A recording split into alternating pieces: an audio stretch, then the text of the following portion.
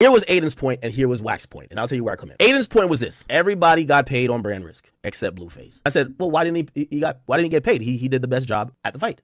I think he brought the biggest crowd. I think it's a reason why those numbers were crazy. Blueface is a draw, and I think he deserves to get paid. So Adin tells me this, and I'm going to be very honest. I really have no horse in the race because I'm really friends with both of these guys. Adin says, listen, Ak, you know how this goes. So the fighters get paid from our sponsor. Our sponsor is RainBet. RainBet is a online gambling casino that people could choose. You know, you could bet on sports. You could clearly bet on the fight. You could bet on whatever you want. And as part of the contract that they signed, so this is very clear. Even though brand risk is owned by Adin, the sponsor is financing the fights, okay? This is not brand risk or Adin putting up the money. He basically, I would think, gets like a budget. Don't know exactly how it works, but probably gets a budget to produce the show and probably get a budget to pay fighters. After the performance, and remember, you know, they have brand risk logo. I mean, RainBet logos all over the place. You could tell by, you know, look even at this thumbnail right here. RainBet tells Adin, hey, listen, we're cool with paying all of the other fighters, but Blueface we're having an issue with. And Adin says, why? They say to Adin, well, Blueface came out and basically accused the event of being rigged.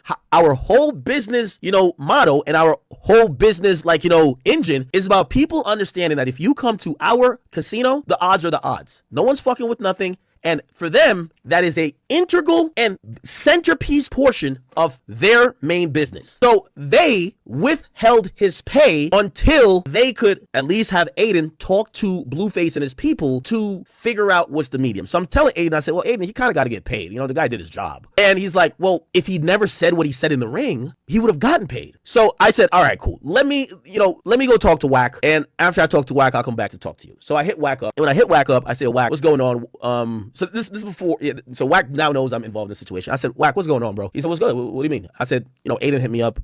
What's the situation with y'all?